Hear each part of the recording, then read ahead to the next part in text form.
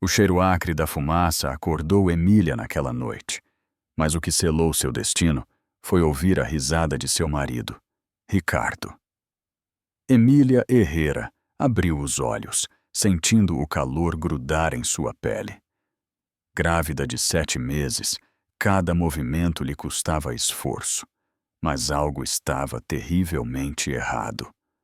O ar cheirava a madeira queimada e a fumaça começava a se infiltrar por baixo da porta do quarto. Ela se levantou com dificuldade, lembrando-se de onde estava. 3 dias antes, Ricardo Salgado, seu marido, havia-a convencido a vir para este sítio antigo de Taipa, nos arredores de Ouro Preto. Ele dissera que era uma propriedade de família prestes a ser vendida e que precisavam fazer um inventário de móveis antigos antes de fechar o negócio. Emília nunca suspeitou de nada. Ricardo era um empresário de sucesso, com investimentos imobiliários por todo Minas Gerais, e ela confiava nele. Sua verdadeira casa era uma residência moderna em Belo Horizonte, no bairro Mangabeiras, com vigilância privada e vizinhos influentes. Mas ali, naquele rancho abandonado, não havia ninguém. O vizinho mais próximo estava a vários quilômetros. Agora, Emília entendia por que Ricardo insistiu tanto para que viessem sozinhos, sem empregados, sem motorista, sem testemunhas. Ela caminhou até a porta e, ao abri-la, o corredor inteiro estava envolvido em chamas. As paredes antigas estalavam, os móveis gemiam como se agonizassem. "Ricardo!" Ela gritou em desespero. "Ricardo, me ajude!" Ouviu passos no andar de baixo. Seu coração se encheu de esperança por um instante. Mas quando a voz do marido chegou até ela, cada palavra foi como um soco no estômago. "Não adianta mais gritar, Emília. Ninguém virá. Foi por isso que te trouxe para cá." Ela se inclinou sobre o corrimão da escada. Ricardo estava parado na entrada principal, com as mãos nos bolsos, perfeitamente tranquilo, observando o fogo consumir tudo. Ele vestia roupas limpas, como se tivesse se preparado para sair. Ao seu lado, havia uma pequena mala. Sua caminhonete estava lá fora com o motor ligado. "O que você fez?" perguntou Emília, a voz embargada. "O que você fez, Ricardo?" Ele sorriu.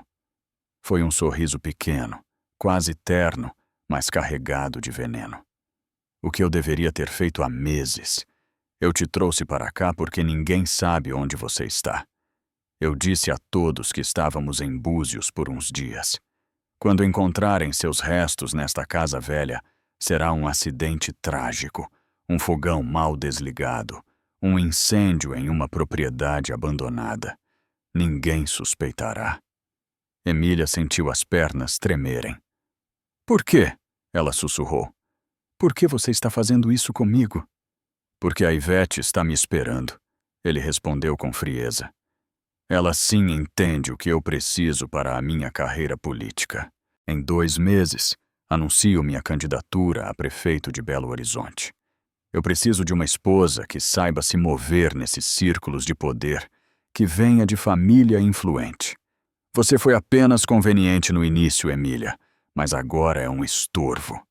"Eu estou grávida do seu filho", ela disse, as lágrimas caindo pelo rosto. "Esse bebê não está nos meus planos. Ivete Castro vem de uma família com conexões políticas reais. O pai dela é um influente deputado federal. Com ela ao meu lado, eu vou longe.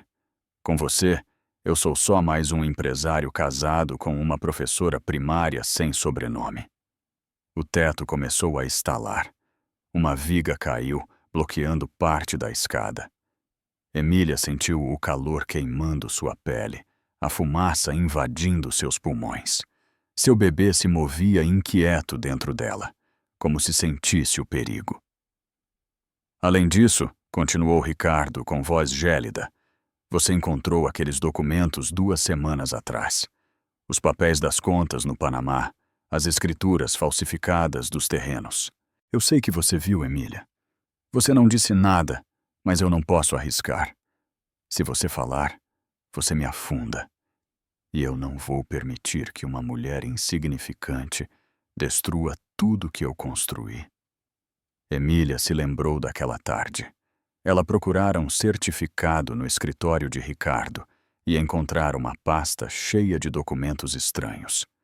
Nomes de políticos, transferências milionárias, contratos de terras em municípios rurais. Ela não entendeu tudo, mas soube que havia algo muito errado. Nunca mencionou nada porque estava com medo. Agora, esse medo havia se tornado realidade. Ninguém vai sentir sua falta, disse Ricardo, dando um passo para fora. Sua família vive no interior da Bahia e mal te vê. Você não tem amigas próximas.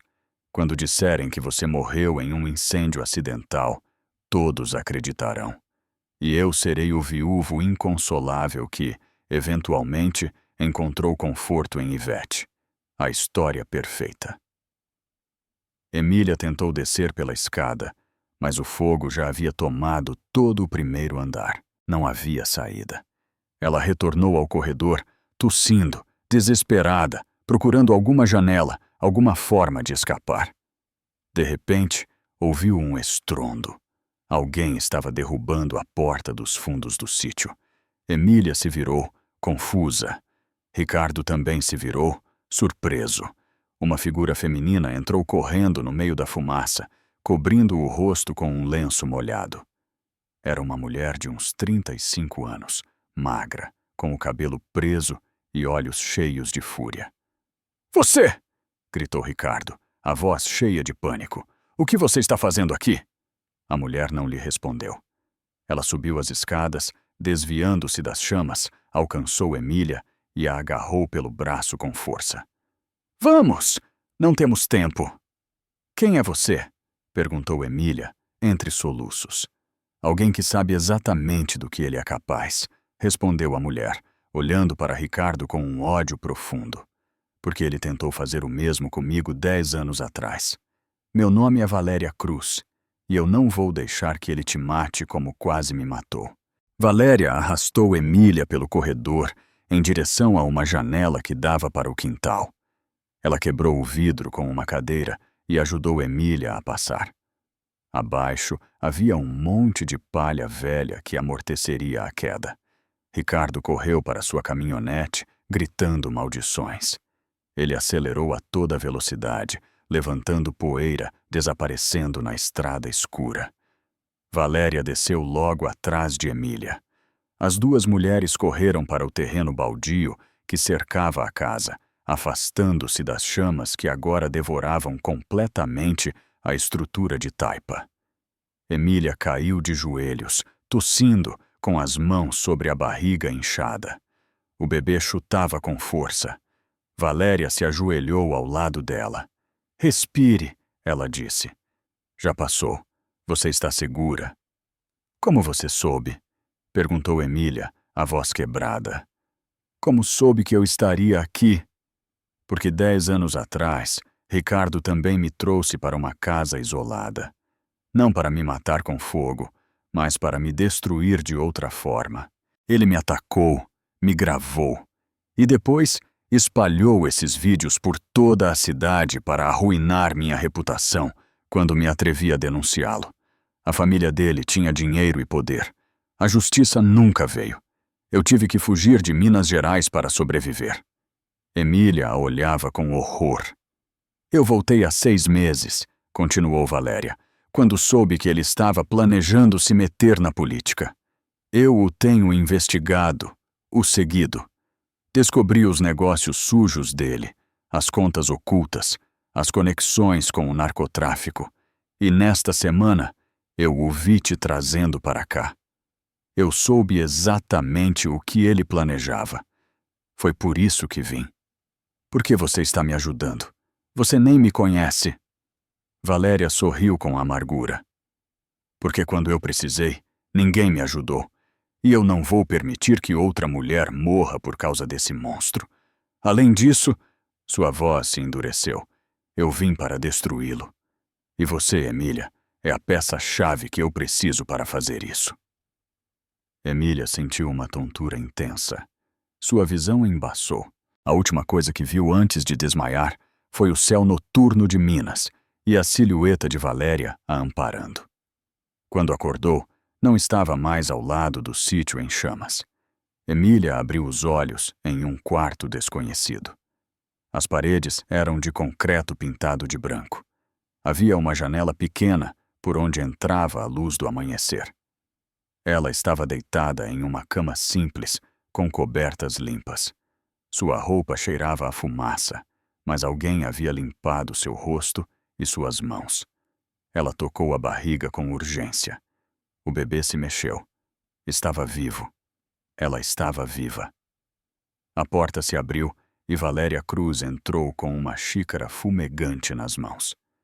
Chá de camomila, ela disse, colocando-o na mesinha. Vai ajudar com os nervos. Como você se sente? Onde estou? Perguntou Emília, levantando-se com dificuldade. Em um rancho nos arredores de Ouro Preto. É de um amigo que me deve favores. Ninguém sabe que estamos aqui. Emília olhou ao redor. Era um lugar modesto, mas seguro. Pela janela, via-se um campo aberto com algumas árvores e galinhas cisgando a terra. Faz quanto tempo que estou aqui? 12 horas. Você desmaiou ontem à noite depois do incêndio. Eu verifiquei que você e o bebê estavam bem. Você tem alguns hematomas e queimaduras leves nos braços, mas nada grave. Emília sentiu as lágrimas brotarem novamente. Tudo o que havia vivido na noite anterior, Ricardo confessando que planejava matá-la, o fogo, o desespero, a certeza de que morreria junto com seu bebê, retornou como uma onda. Ele queria nos matar. Ela sussurrou. Nos levou para lá para nos matar, sem testemunhas. Eu sei, respondeu Valéria, sentando-se em uma cadeira à sua frente. E teria conseguido se eu não estivesse seguindo-o durante semanas. Emília a olhou com atenção. O rosto de Valéria era marcado por anos de sofrimento. Seus olhos eram duros, mas também carregavam uma tristeza profunda. Ontem à noite você me disse que Ricardo te fez algo há 10 anos, disse Emília. O que foi exatamente? Valéria respirou fundo antes de falar. Eu tinha 25 anos. Trabalhava como assistente em uma construtora em Belo Horizonte. Ricardo acabara de herdar o negócio do pai e se achava dono do mundo. Começamos a namorar. No início, ele parecia encantador, generoso, atencioso. Mas, pouco a pouco, mostrou sua verdadeira face. Era controlador, violento quando bebia, obcecado por sua imagem pública. Ela fez uma pausa e cerrou os punhos. Uma noite, descobri que ele estava falsificando documentos para ficar com terrenos em municípios pobres. Enganava camponeses analfabetos, fazendo-os assinar papéis que diziam que vendiam suas terras por quase nada. Eu ameacei denunciá-lo. Essa foi minha pior decisão. O que ele fez? Perguntou Emília, embora parte dela não quisesse saber a resposta. Ele me levou para uma casa em Pouso Alegre, com a desculpa de que passaríamos um fim de semana romântico para resolver as coisas. Mas, assim que chegamos, ele me atacou. Abusou de mim repetidamente durante 2 dias. Ele gravou tudo com câmeras escondidas. Quando finalmente me deixou ir, me ameaçou. Disse que, se eu o denunciasse, ele colocaria esses vídeos na internet e os enviaria para minha família, meus amigos, para todos que eu conhecia. Valéria tinha os olhos úmidos, mas sua voz continuava firme. Eu era jovem e estava destruída. Eu não o denunciei, mas ele vazou os vídeos de qualquer forma. Disse que eu era uma prostituta que estava tentando extorquí-lo, que tudo havia sido consensual. A família dele tinha advogados caros, contatos na mídia. Ninguém acreditou em mim. Minha própria família me virou as costas. Eu tive que sair de Minas. Fui para o Rio Grande do Sul e trabalhei durante anos, economizando cada centavo, esperando o momento de voltar e fazê-lo pagar. Emília sentiu náuseas. O homem com quem havia se casado, o pai de seu filho, era um monstro pior do que ela imaginava. Por que você voltou agora? Porque há 6 meses descobri que ele estava planejando se meter na política. A ideia de que alguém assim pudesse ter poder real me deixou doente. Voltei para Belo Horizonte, mudei minha aparência, usei outro nome, comecei a investigá-lo, e o que descobri foi muito pior do que eu me lembrava. Valéria tirou um celular do bolso e lhe mostrou fotografias e documentos digitalizados. Ricardo não está mais apenas fraudando camponeses. Agora, ele lava dinheiro para um cartel que opera em Minas e na Bahia. Tem contas no Panamá e nas Ilhas Cayman. Ele compra terrenos estratégicos onde sabe que o governo construirá rodovias ou empreendimentos, usando informações privilegiadas que consegue subornando funcionários. Ele também falsifica escrituras de propriedades para vendê-las várias vezes a diferentes compradores. É uma rede enorme de corrupção. Emília olhava as imagens com horror. Contratos, transferências bancárias, nomes de políticos conhecidos, fotografias de Ricardo se reunindo com homens de aparência perigosa. 2 semanas atrás, você encontrou alguns desses documentos no escritório dele, continuou Valéria. Eu sei, porque tenho câmeras ocultas no escritório dele. Vi quando você abriu aquela pasta e vi a reação dele quando percebeu que faltava um papel e suspeitou de você. Desde aquele momento soube que você corria perigo. Eu não peguei nada, disse Emília. Eu só vi e deixei lá. Eu nem entendi direito o que era. Ele não podia arriscar. Você é professora, Emília. Tem princípios. Se começasse a fazer perguntas, ou se alguém te interrogasse, você poderia arruinar tudo. Além disso, com a campanha política à vista, ele precisava se livrar de você e casar com Ivete Castro. Ela vem de uma família política poderosa. O pai dela é um influente deputado federal com conexões no partido. Com Ivete ao seu lado, Ricardo teria acesso direto a contratos governamentais milionários. Você, por outro lado, era um obstáculo. E o bebê? Ele sim. Um filho com você o amarrava legalmente. Mesmo que ele se divorciasse, você teria direitos sobre o patrimônio dele. E se um dia essa criança crescesse e começasse a fazer perguntas incômodas, poderia se tornar um problema. Ricardo pensa como um empresário. Ele elimina os riscos antes que se tornem ameaças. Emília sentiu uma raiva profunda crescendo em seu peito. Toda a sua vida com Ricardo tinha sido uma mentira. Ele nunca a amou. Apenas a usou enquanto lhe foi conveniente. O que fazemos agora? Não podemos ir à polícia. Ele tem amigos em toda parte. Eu sei, respondeu Valéria. Por isso vim preparada. Durante 6 meses eu compilei evidências. Eu tenho gravações de suas reuniões com o cartel. Eu tenho cópias das contas bancárias. Eu tenho depoimentos de camponeses que ele roubou. Mas nada disso serve se entregarmos às autoridades locais. Elas estão compradas. Então, o que vamos fazer? Valéria a olhou com intensidade. Vamos destruí-lo por dentro. Vamos tirar tudo dele. O dinheiro, a reputação, o futuro político. E vamos fazê-lo de uma maneira que ele não possa escapar. Mas eu preciso da sua ajuda, Emília. Preciso que você seja forte. Preciso que confie em mim, mesmo sem me conhecer. Emília respirou fundo. Olhou para a barriga inchada. O que você precisa que eu faça? Primeiro, você tem que desaparecer completamente. Ricardo vai pensar que você morreu no incêndio. Isso nos dá vantagem. Segundo, daqui a pouco você vai dar à luz. Você precisa estar em um lugar seguro, onde ele nunca te encontre. E terceiro, quando a hora chegar, você vai voltar. Mas não como Emília Herrera. Você vai voltar como alguém completamente nova. Não entendo. Vamos mudar sua identidade.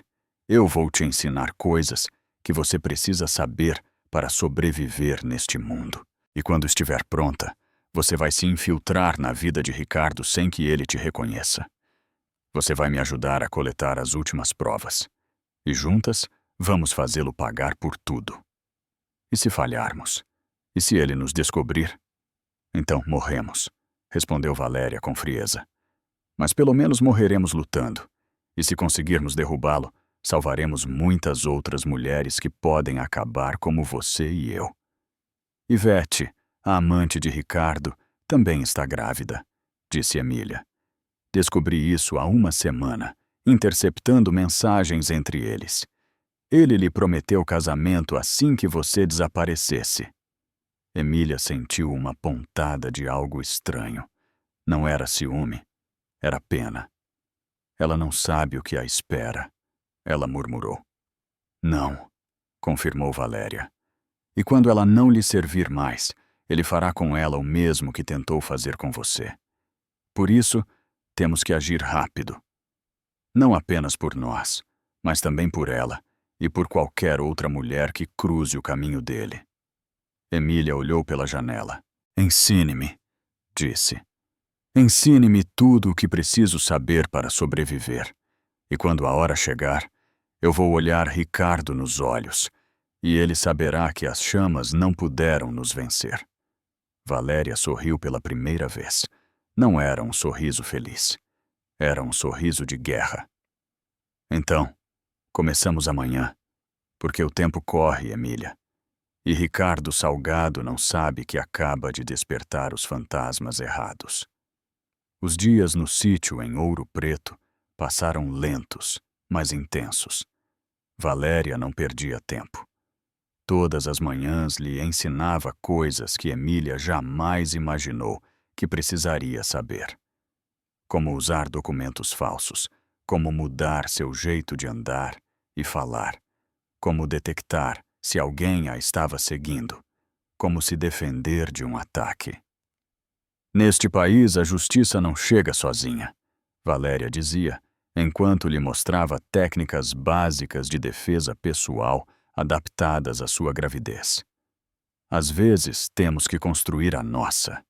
Emília aprendia tudo com uma mistura de medo e determinação. Sua barriga crescia a cada dia e o bebê se movia constantemente, como lembrando-a porque estava fazendo tudo aquilo. Uma tarde, 3 semanas depois do incêndio, Valéria entrou no quarto com seu laptop e uma expressão preocupada. Preciso te mostrar algo, disse, sentando-se ao lado de Emília na cama. Acabei de interceptar umas mensagens entre Ricardo e Ivete. Ela abriu o computador e lhe mostrou capturas de tela de uma conversa no WhatsApp. Ricardo, já está tudo resolvido. O relatório oficial diz que foi um acidente. Ninguém suspeita de nada. Ivete. E o bebê? Ricardo. Os 2 morreram. Agora podemos seguir com nossos planos. Como você se sente? Ivete. Enjoada de novo. Acho que estes primeiros meses são os piores. Ricardo. Aguenta mais um pouco, meu amor. Em breve anunciaremos nosso noivado. Mas você tem que ser discreta com a gravidez até que passe um tempo prudente. Ivete. Quando nos casamos? Ricardo. Depois das eleições. Primeiro preciso ganhar a prefeitura. Seu pai já falou com o pessoal do partido. Tudo está perfeito. Emília sentiu um nó no estômago. Ver Ricardo falando de sua morte com tanta frieza, como se fosse um mero trâmite, a revoltou. Ela está grávida, ela murmurou, igual a mim. Sim, confirmou Valéria. De uns 4 meses, segundo o que pude apurar. Ricardo a convenceu completamente de que a ama. Ele lhe prometeu casamento, poder, uma vida perfeita ao lado dele. Igual ao que ele me prometeu, disse Emília com amargura. Valéria continuou mostrando informações. Fotografias de Ivete Castro, uma mulher elegante de 32 anos, cabelo castanho longo, roupas caras, sempre perfeitamente maquiada. Nas fotos, ela aparecia em eventos sociais, galas, inaugurações. Era filha do deputado federal Ernesto Castro, um político com décadas de poder. Ivete cresceu em uma família de políticos, explicou Valéria. Estudou relações internacionais na faculdade. Trabalhou alguns anos em uma fundação cultural, mas basicamente vive da fortuna familiar. Conheceu Ricardo há um ano, em um evento de empresários em Belo Horizonte. Ele a seduziu com seu charme habitual. Ela sabe dos negócios sujos dele? Não creio. Ricardo é muito cuidadoso. Mostra a ela apenas a imagem que quer projetar. O empresário de sucesso, o homem ambicioso, mas honesto, que quer servir a sua comunidade. Ivete acredita que está com um bom homem. Não sabe que é um criminoso. Valéria clicou em outra pasta de arquivos. Mas há algo mais preocupante. Era uma gravação de áudio. Valéria a reproduziu. A voz de Ricardo soava clara. Ricardo, eu tenho que pensar no longo prazo, Rubens. Ivete me serve agora porque o sobrenome dela me abre portas. Mas depois das eleições, quando eu já estiver na prefeitura, vou precisar de liberdade de movimento. Não posso estar atado a uma esposa que faz perguntas ou que quer controlar minhas decisões. Outra voz masculina respondia. Rubens. E o bebê que está vindo, Ricardo? Bebês podem ser resolvidos de muitas maneiras. Um acidente, uma doença súbita, problemas no parto. Eu tenho contatos em hospitais privados. Quando a hora chegar, Ivete terá uma tragédia que a deixará devastada. E eu serei o marido compreensivo que a consola. Eventualmente, ela mesma pedirá o divórcio quando a depressão a consumir. Ou, se não, terei que ajudá-la a tomar essa decisão. A gravação terminava ali. Emília sentiu o quarto girar. Ele vai matá-la, sussurrou. Vai matar Ivete e o bebê dela também. Não imediatamente, esclareceu Valéria. Primeiro, ele precisa dela para ganhar as eleições. Mas depois, quando ela não lhe servir mais, fará exatamente o que planeja. Eu vi esse padrão antes. Ricardo usa as pessoas como ferramentas. Quando uma ferramenta se desgasta ou se torna inconveniente, ele a substitui. Emília se levantou da cama e caminhou até a janela. Temos que avisá-la, disse, virando-se para Valéria. Temos que dizer a Ivete a verdade. E você acha que ela vai acreditar em você? Perguntou Valéria, levantando uma sobrancelha. Você é a esposa morta. Se você aparecer de repente dizendo que o noivo dela tentou te matar, ela vai pensar que você é louca ou que quer vingança. Ricardo a descreveu como uma mulher instável, ciumenta, problemática. Ele já plantou essa semente na mente de todos. Então, o que fazemos? Deixamos ela morrer? Não, respondeu Valéria com firmeza. Mas temos que ser inteligentes. Não podemos simplesmente nos aproximar dela e contar tudo. Precisamos que ela mesma descubra quem Ricardo realmente é. Precisamos plantar dúvidas, mostrar provas, fazê-la começar a questionar o que ele diz. E como faremos isso? Ivete está grávida e assustada. Mulheres nessa situação buscam apoio. Ela precisa de alguém em quem confiar, alguém que não seja Ricardo. Se conseguirmos nos aproximar dela de maneira natural, sem levantar suspeitas, poderemos convertê-la em nossa aliada. Nossa aliada, repetiu Emília, incrédula. Ela é a amante do meu marido, a mulher por quem ele tentou me matar. Ela não sabia, disse Valéria. Ivete é uma vítima tanto quanto você. A diferença é que ela ainda não sabe, e quando descobrir, vai querer destruí-lo tanto quanto nós. Como nos aproximamos dela sem que Ricardo suspeite?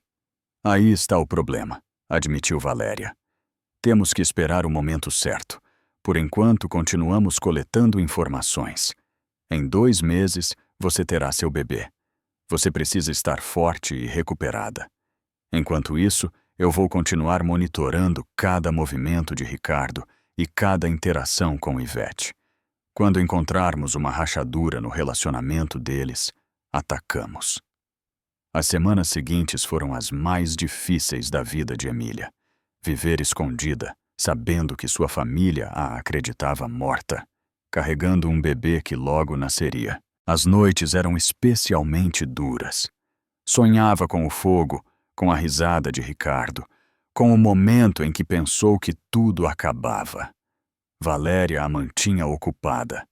Ensinou-a a lidar com contas bancárias secretas, a usar tecnologia para se comunicar de forma criptografada, a mudar sua aparência com maquiagem e perucas.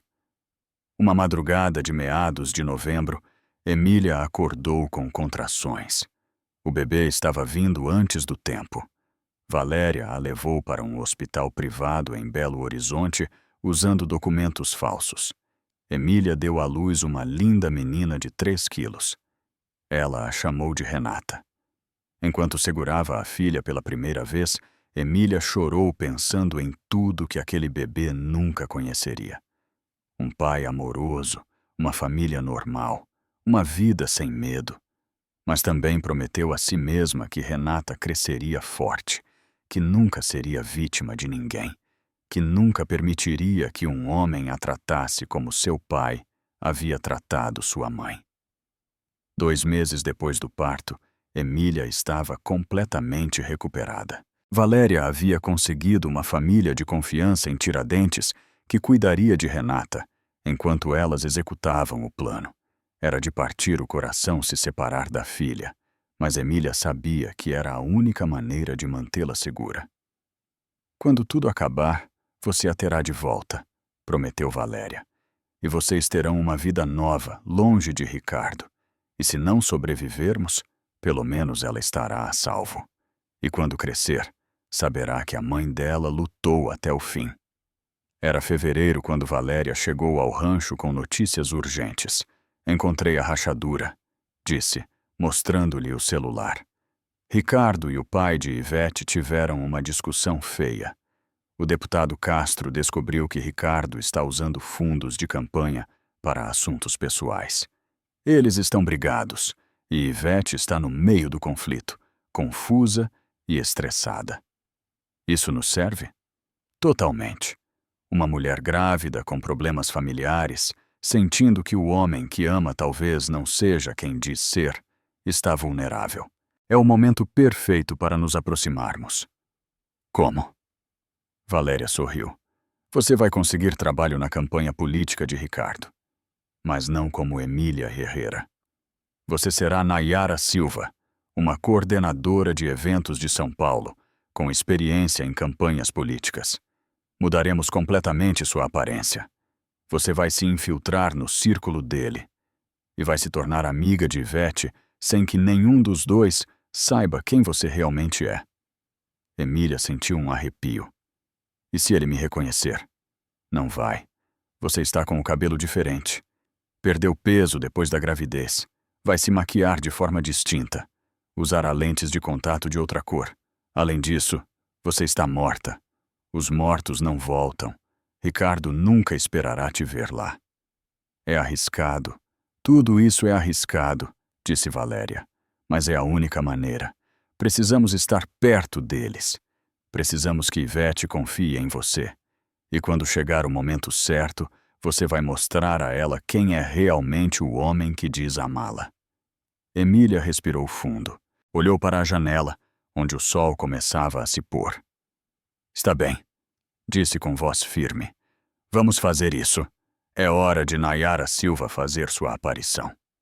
Valéria assentiu. Então se prepare.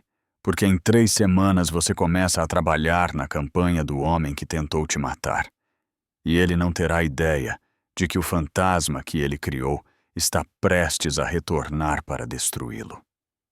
3 semanas depois, uma mulher de cabelo castanho claro e óculos discretos entrou nos escritórios de campanha de Ricardo Salgado no centro de Belo Horizonte. Vestia um tailleur cinza, saltos não muito altos e uma pasta profissional sob o braço. Ninguém teria reconhecido nela Emília Herrera. Seu nome agora era Nayara Silva. Tinha 30 anos, segundo sua identidade falsa. Era de São Paulo e havia trabalhado em 3 campanhas políticas de sucesso. Seu currículo era impecável, porque Valéria o havia fabricado com a ajuda de contatos que também odiavam a corrupção. Bom dia, disse Nayara à recepcionista com um sorriso profissional. Tenho hora marcada com o Dr. Salgado. Sou a coordenadora de eventos que ele contratou na semana passada. A recepcionista verificou o computador. Sim, está aqui. Por favor, entre. O doutor a espera na sala de reuniões. Nayara caminhou pelo corredor, sentindo o coração bater forte. Era a primeira vez que veria Ricardo cara a cara desde aquela noite de fogo. Respirou fundo e empurrou a porta. Ricardo estava sentado em frente a uma mesa longa, revisando documentos. Vestia camisa branca de mangas arregaçadas e calça social. Parecia cansado, mas confiante. Quando levantou os olhos, a olhou sem nenhum sinal de reconhecimento. Nayara Silva? Perguntou, estendendo a mão. Um prazer, doutor, ela respondeu, apertando sua mão sem tremer. O contato físico foi como tocar gelo. Aquela mesma mão a havia condenado a morrer meses atrás. Mas Ricardo apenas sorriu profissionalmente. Sente-se, por favor. Eu revisei seu currículo. Impressionante. Você trabalhou na campanha em São Paulo, certo? Exatamente. Eu coordenei 27 eventos de massa em 6 meses. Conseguimos conectar com eleitores de bairros populares, usando estratégias de proximidade. Exatamente o que eu preciso, disse Ricardo, recostando-se na cadeira. Aqui em Belo Horizonte, as pessoas estão cansadas de políticos distantes. Quero ser diferente. Quero que me vejam como um deles. Nayara teve que morder a língua. Aquele homem que falava de proximidade com as pessoas havia tentado assassinar sua esposa grávida. Mas ela manteve o sorriso. Qual é a sua visão para a campanha? Perguntou com interesse fingido. Ricardo passou a hora seguinte explicando seus planos. Eventos em mercados, visitas a bairros carentes, jantares com empresários, viagens a municípios vizinhos. Tudo soava perfeito no papel. Ninguém teria imaginado que por trás daquele discurso havia subornos, lavagem de dinheiro e conexões com o crime organizado. Seu trabalho será coordenar tudo, concluiu Ricardo.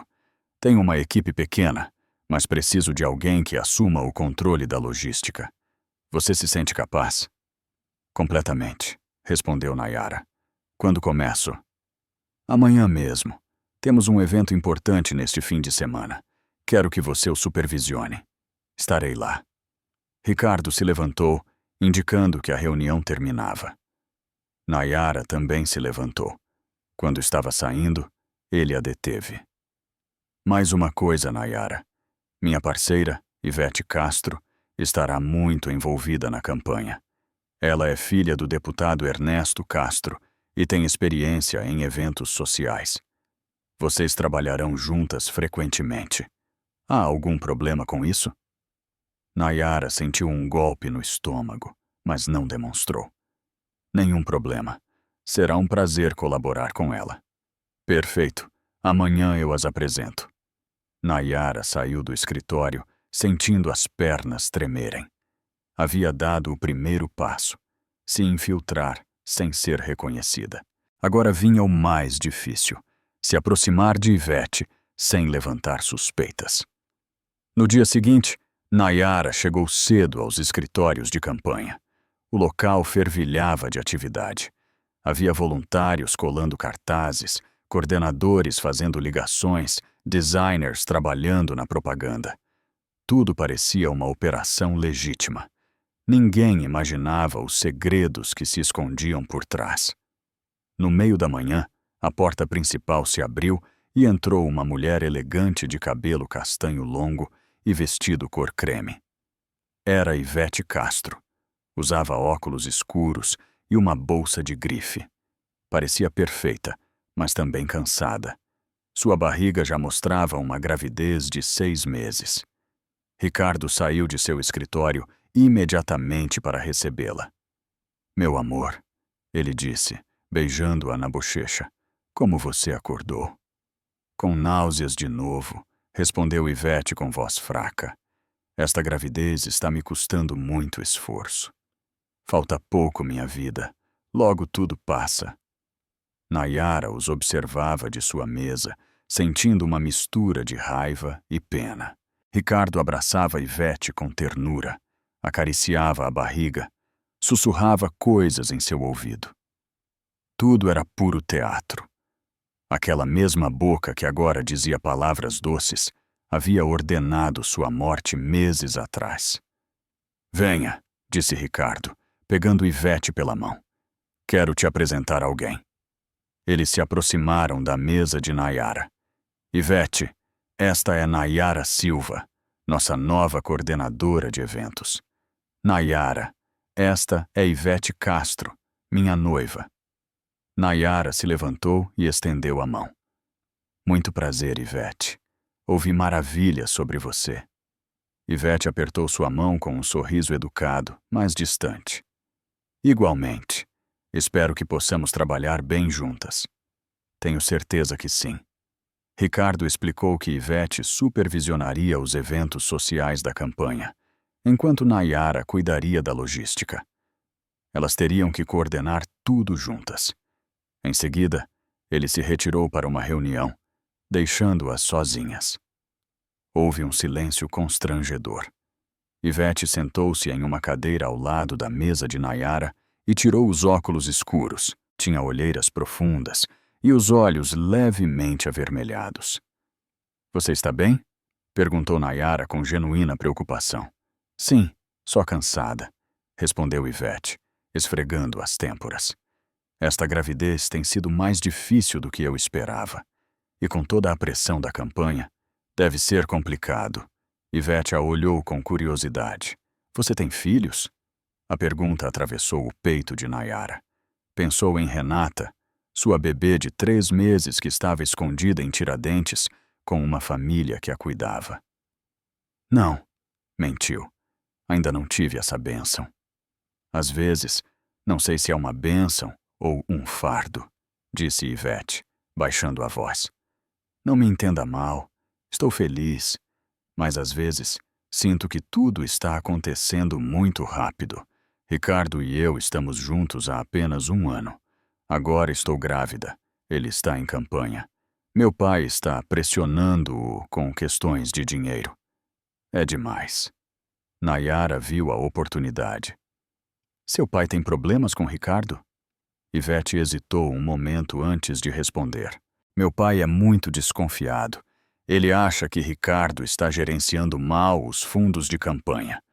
Diz que há despesas que não batem, mas Ricardo me garante que está tudo em ordem, que meu pai é apenas excessivamente cauteloso. E o que você acha? Eu não sei, admitiu Ivete. Quero acreditar em Ricardo. Eu o amo. Mas ultimamente tenho notado coisas estranhas. Ligações que ele não atende na minha frente. Reuniões sobre as quais ele não me fala. Às vezes, ele desaparece por horas sem explicação. Nayara sentiu o coração acelerar. Ivete já tinha dúvidas. Só precisava que alguém as confirmasse. Todos os políticos são complicados, disse Nayara com cuidado. Eles têm muitas pressões. Mas, se algo te incomoda, você deveria conversar com ele. Eu tentei, suspirou Ivete, mas ele sempre me diz que estou sendo paranoica, que os hormônios da gravidez me deixam sensível. Talvez você tenha razão. Ou talvez seu instinto esteja te dizendo algo. Ivete a olhou fixamente. Por que você está me dizendo isso? Acabamos de nos conhecer. Desculpe, desculpou-se Nayara. Não quis ser intrometida. É só que eu trabalhei em muitas campanhas e vi como a pressão pode mudar as pessoas. Às vezes, os candidatos se tornam diferentes do que eram no início. Ricardo não mudou, disse Ivete, mas sua voz não soava convencida. Ele continua sendo o mesmo homem por quem me apaixonei. Nayara não insistiu. Havia plantado a semente. Agora, só precisava esperar que ela germinasse. Nas semanas seguintes, Nayara e Ivete trabalharam juntas diariamente. Organizaram comícios, coordenaram jantares com empresários, supervisionaram a impressão de propaganda. Lentamente, Ivete começou a confiar nela. Contava seus medos sobre a gravidez, suas inseguranças sobre a campanha, suas dúvidas sobre seu relacionamento com Ricardo. Às vezes, sinto que ele não me conhece de verdade, confessou Ivete, uma tarde, enquanto revisavam o cardápio para um evento, como se eu fosse apenas parte de sua imagem pública. Por que você diz isso? Porque ele nunca me pergunta como eu me sinto de verdade. Só se importa que eu esteja bonita nos eventos, que eu diga as coisas certas na frente das pessoas. Mas quando estamos sozinhos, ele é distante. Você falou sobre isso com ele? Eu tentei na semana passada. Eu disse a ele que precisava de mais atenção, que me sentia sozinha. Sabe o que ele me respondeu? Para eu parar de ser tão exigente, que ele tinha coisas mais importantes para pensar. Nayara cerrou os punhos sob a mesa. Nenhuma mulher grávida deveria se sentir sozinha. Eu sei, disse Ivete, com lágrimas nos olhos. Mas eu o amo, e continuo acreditando que, quando ele ganhar as eleições, tudo vai melhorar. Teremos tempo para nós. Seremos uma família. Nayara quis gritar a verdade, dizer a ela que Ricardo nunca a amaria, que planejava se livrar dela, assim como tentou se livrar de sua primeira esposa. Mas não podia. Não ainda. Ivete não estava pronta para ouvir. Uma noite, enquanto Nayara trabalhava até tarde nos escritórios, ouviu vozes vindo do escritório privado de Ricardo. A porta estava entreaberta. Ela se aproximou com cuidado e reconheceu duas vozes. Ricardo e um homem chamado Rubens, seu contador. O pessoal do cartel está pressionando, dizia Rubens.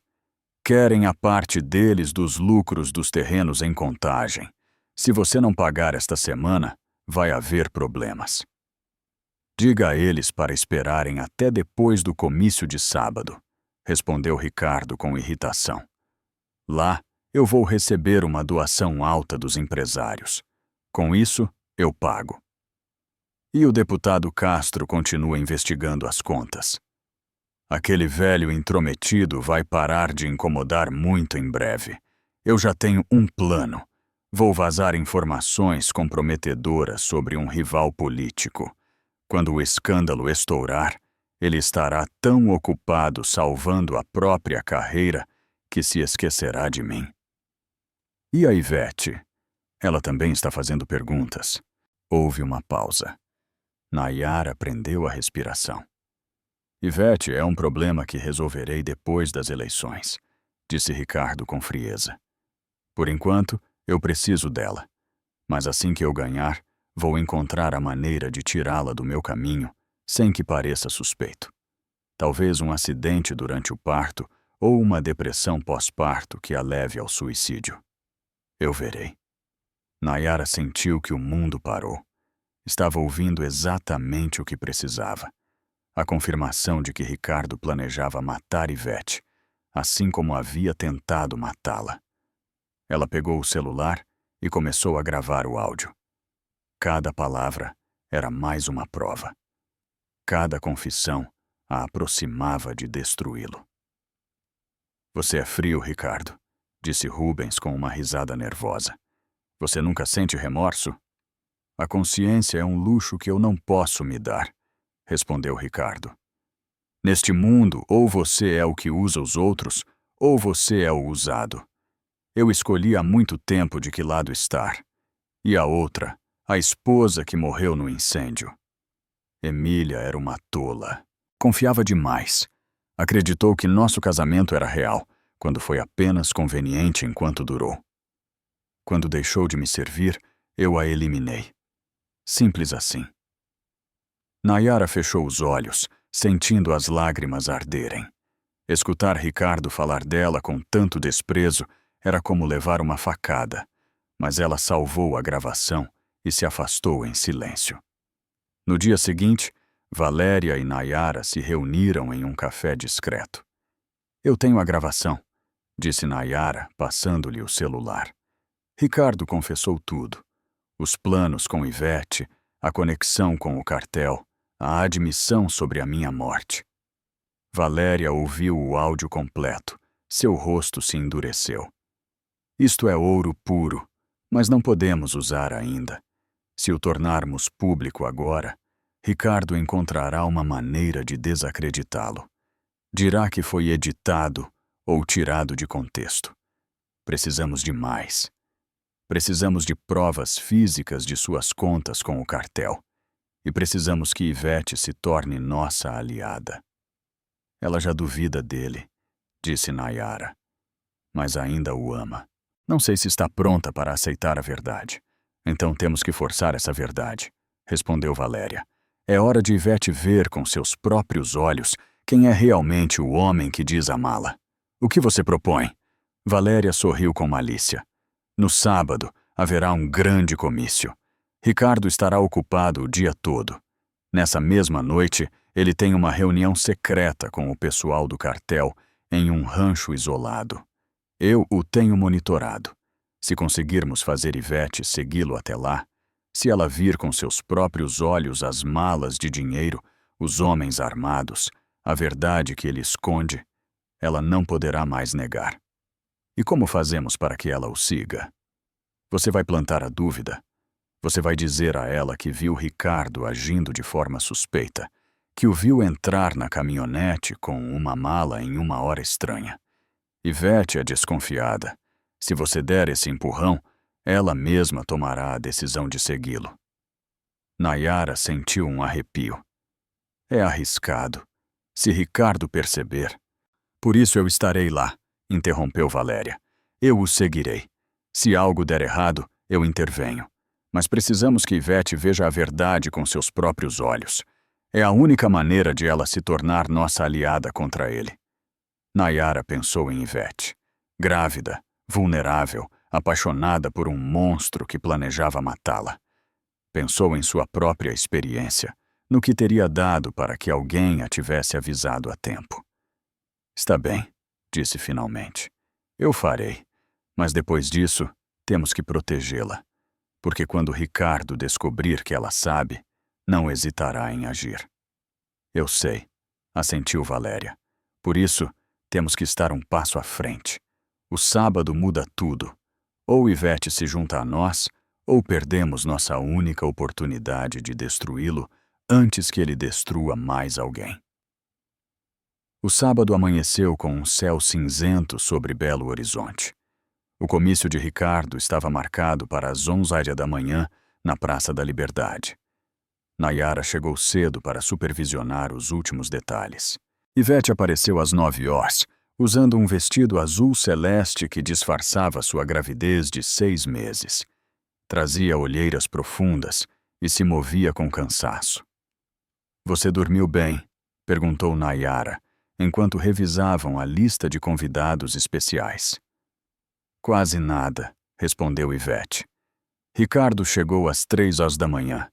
Disse que estava em uma reunião de emergência com investidores, mas não me deu detalhes. Quando eu perguntei mais, ele ficou irritado. Me disse para parar de ser tão controladora. Nayara viu a oportunidade. Reunião de investidores às 3h da manhã? Isso soa estranho. Eu pensei o mesmo, admitiu Ivete, baixando a voz. Mas Ricardo diz que na política tudo é urgente, que os horários não importam. Pode ser, disse Nayara com fingida dúvida. Ou pode ser que ele esteja escondendo algo. Ivete a olhou com alarme. Por que você diz isso? Não quero me meter onde não sou chamada, desculpou-se Nayara. Mas ontem à noite, quando todos já tinham ido embora do escritório, eu vi algo estranho. O que você viu? Eu vi Ricardo entrando na caminhonete dele com uma mala grande. Não era sua maleta de trabalho. Era uma mala de viagem daquelas pesadas. E ele saiu muito rápido, como se não quisesse que ninguém o visse. Ivete empalideceu. Que horas foi isso? Por volta das 21h. Pensei que talvez ele estivesse indo para o aeroporto, Mas depois me lembrei que você tinha me dito que hoje estariam juntos o dia todo por causa do comício.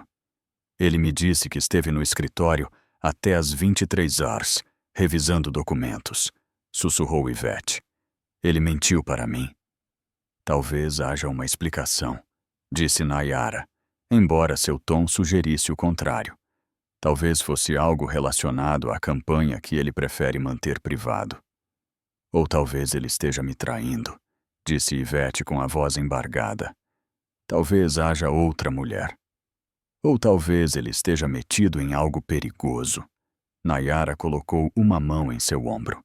Não quero te preocupar, especialmente em seu estado, mas se eu fosse você, eu gostaria de saber a verdade.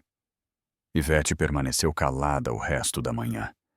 Nayara a via de longe, observando Ricardo com desconfiança. Ele estava ocupado cumprimentando empresários, dando entrevistas, posando para fotos. Não notava o olhar de sua noiva cravado em suas costas. O comício foi um sucesso. Mais de 2.000 pessoas lotaram a praça. Ricardo subiu ao palanque com seu sorriso perfeito e fez um discurso apaixonado sobre justiça social, transparência e compromisso com a cidade. Nayara olhava a cena com nojo. Aquele homem que falava de honestidade havia tentado assassiná-la. Quando o evento terminou, já eram 15 horas.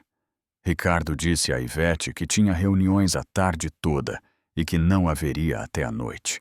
Ele lhe deu um beijo na bochecha e saiu rapidamente. Ivete se aproximou de Nayara com determinação nos olhos. Eu vou segui-lo, disse em voz baixa. Eu preciso saber o que ele está fazendo. Você tem certeza? Perguntou Nayara. Pode ser perigoso. Não me importa. Estou cansada das mentiras. Se ele estiver metido em algo ruim, preciso saber. Este bebê que eu carrego merece um pai honesto. Ou nenhum pai. Então não vá sozinha, disse Nayara. Eu te acompanho. Você não pode. Se Ricardo nos vir juntas, suspeitará. É melhor eu ir sozinha. Nayara não pôde pressionar demais. Pelo menos leve seu celular carregado, e se vir algo perigoso, saia imediatamente. Ivete assentiu e foi para seu carro. Nayara imediatamente ligou para Valéria. Ela mordeu a isca. Vai seguir Ricardo. Perfeito, respondeu Valéria. Eu já estou em posição. Eu o seguirei. Se algo der errado, eu intervenho. Ivete dirigiu sua caminhonete, seguindo o veículo de Ricardo à distância. Eles saíram de Belo Horizonte em direção à rodovia que levava ao interior. A paisagem se tornou rural. Campos, sítios dispersos, estradas de terra. Ricardo desviou por um caminho sem pavimento que levava a um rancho escondido entre as colinas. Ivete apagou os faróis de sua caminhonete e estacionou a vários metros de distância. Desceu com cuidado, protegendo a barriga, e caminhou entre as árvores para se aproximar, sem ser vista. O rancho tinha uma casa grande de 2 andares, cercada por caminhonetes com vidros escuros. Havia homens armados vigiando a entrada. Ivete sentiu o coração acelerar. Isso não era uma reunião de negócios normal. Ela se escondeu atrás de uma árvore grossa e observou. Ricardo desceu de sua caminhonete com a mala que Nayara havia mencionado. Entrou na casa, cumprimentando os homens como se fossem velhos conhecidos. Valéria estava escondida em outro ponto estratégico, com binóculos e uma câmera de longo alcance. Fotografava tudo. As placas das caminhonetes, os rostos dos homens, o momento em que Ricardo entrava com a mala. Ivete se moveu mais perto, procurando uma janela de onde pudesse ver. Encontrou uma nos fundos da casa. Lá dentro havia uma mesa longa com vários homens sentados. Ela reconheceu alguns dos noticiários, líderes de um perigoso cartel. Seu sangue congelou. Ricardo abriu a mala sobre a mesa. Estava cheia de maços de dinheiro. Os homens começaram a contá-lo enquanto falavam de territórios, rotas e políticos comprados. Ivete não conseguia ouvir claramente, mas entendeu o suficiente. Seu noivo estava fazendo negócios com narcotraficantes. De repente, um dos seguranças que rondava a casa se aproximou de onde Ivete estava escondida. Ela prendeu a respiração. O homem tirou um cigarro e o acendeu, parado a menos de 3 metros dela. Ivete rezou em silêncio. Seu bebê se moveu dentro de sua barriga, como se sentisse o perigo. Passaram-se vários minutos eternos. Finalmente, o segurança jogou o cigarro e voltou para a frente da casa. Ivete respirou aliviada, mas sabia que tinha que sair dali. Ela havia visto o suficiente. Ela caminhava de volta para sua caminhonete quando ouviu passos atrás dela. Ela se virou e viu outro segurança, apontando uma arma. "Quem é você e o que faz aqui?" perguntou o homem com voz ameaçadora. "Eu me perdi", gaguejou Ivete. Estava procurando o caminho de volta para a estrada. "Não minta. Eu te vi espionando pela janela." O segurança a agarrou pelo braço com força. Ivete gritou. O homem a arrastava para a casa quando uma figura apareceu por entre as árvores. Era Valéria. Ela segurava uma pistola na mão. "Solte-a agora", ordenou com voz fria. O segurança se virou, apontando a arma para Valéria. Houve uma tensa troca de olhares. Valéria não baixou sua arma.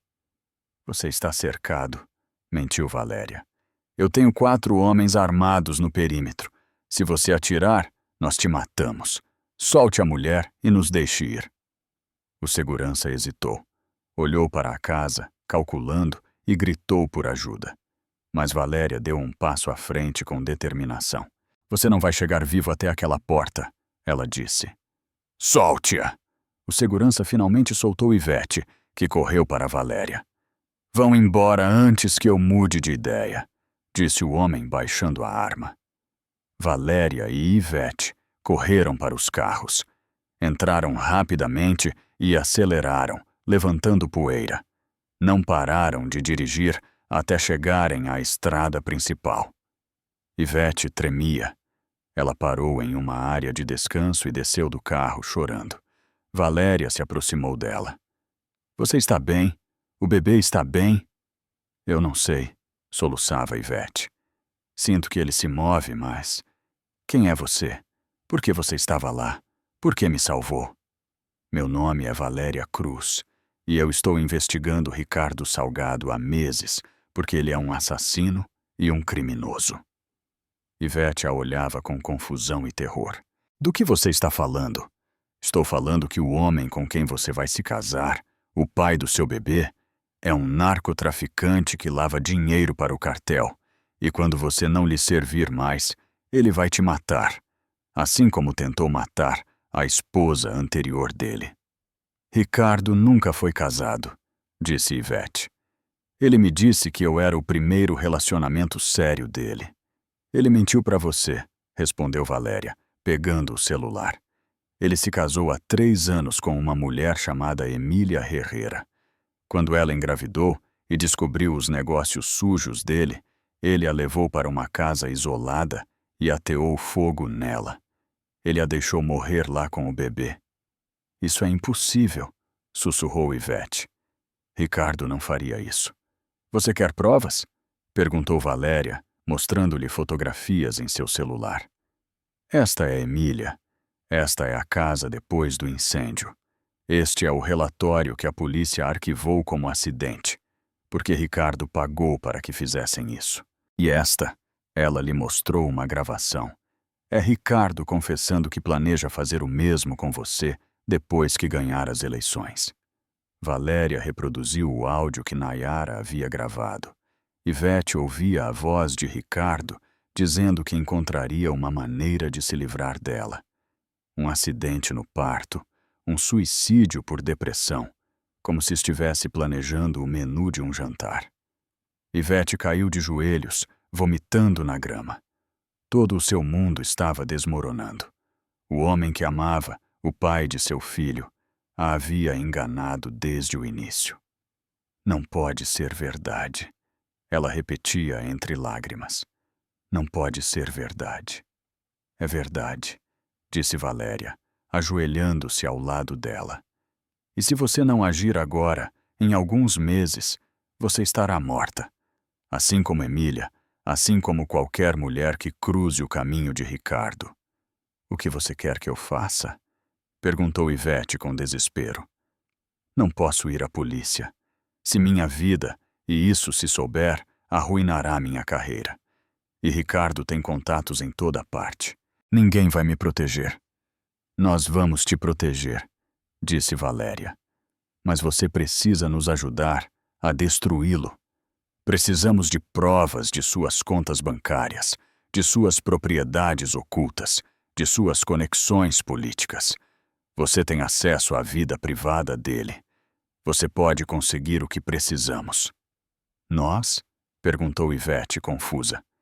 Quem mais está envolvido? Nesse momento, outro carro chegou. Nayara desceu. Ivete a reconheceu imediatamente. Você? Você está envolvida nisso? Nayara caminhou lentamente em sua direção. Tirou os óculos e a maquiagem que mudavam seus traços. Deixou que Ivete visse seu rosto real pela primeira vez. Meu nome não é Nayara Silva, disse com voz trêmula. Meu nome é Emília Herrera. Eu sou a esposa que Ricardo tentou queimar viva. E estou aqui porque não vou permitir que ele faça com você o que ele fez comigo. Ivete a olhava com os olhos arregalados. Via o rosto da mulher das fotografias que Valéria havia lhe mostrado. Estava viva. Havia sobrevivido. Você estava morta, sussurrou Ivete. Ele disse que você tinha morrido. Eu quase morri, respondeu Emília. Mas Valéria me salvou. E agora, as três temos algo em comum. Ricardo nos usou, mentiu para nós e planeja nos destruir. A pergunta é, você vai esperar sentada para que ele te mate ou vai lutar conosco? Ivete tocou a barriga, sentindo seu bebê se mover. Pensou em tudo que havia visto naquela noite. Os homens armados, o dinheiro, a mala. Pensou em todas as mentiras que Ricardo lhe havia contado. Pensou no futuro que acreditava ter e que agora desmoronava. Se eu fizer isso, disse com voz firme, se eu as ajudar a destruí-lo, vocês me prometem que meu bebê estará a salvo. Eu prometo, disse Emília, porque eu também tenho uma filha, e as duas merecem crescer sem o veneno daquele homem. Ivete olhou para as duas. Duas mulheres quebradas que haviam se levantado. Duas sobreviventes que se recusavam a continuar sendo vítimas. Está bem, disse finalmente. Eu vou ajudar. Eu vou conseguir tudo o que vocês precisam. E vamos fazê-lo pagar por cada mentira, por cada vida que ele arruinou. Valéria e Emília a ajudaram a se levantar. As três mulheres ficaram paradas naquele caminho escuro, unidas pela dor, mas também por algo mais poderoso, a determinação de sobreviver.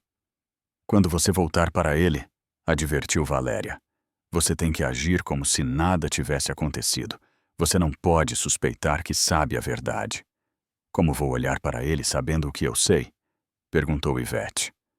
Da mesma forma que eu fiz durante semanas, respondeu Emília, com raiva contida e a promessa de que ele logo cairá. Ivete assentiu, enxugando as lágrimas. Quanto tempo temos? 1 mês, disse Valéria. Em 1 mês é o debate final antes das eleições. É lá que vamos destruí-lo publicamente.